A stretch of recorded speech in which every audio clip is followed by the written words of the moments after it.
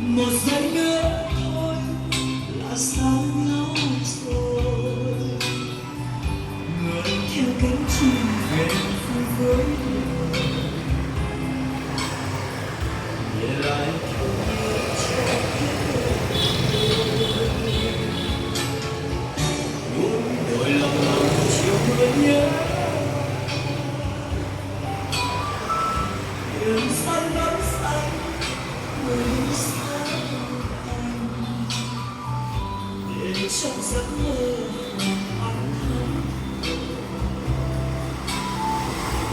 không bao giờ thương lần nhau.